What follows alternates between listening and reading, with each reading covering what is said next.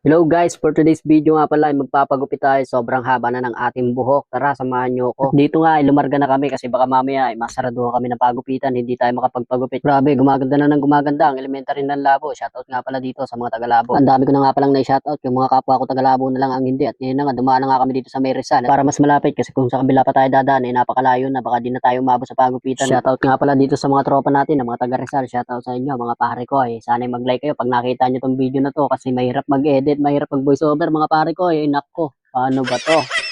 At yan na nga mga idol, saktong-sakto pagdating ko ay tayo na nga rin ng gugupitan kasi nga tapos na rin yung nakasalang. Ano ba yan?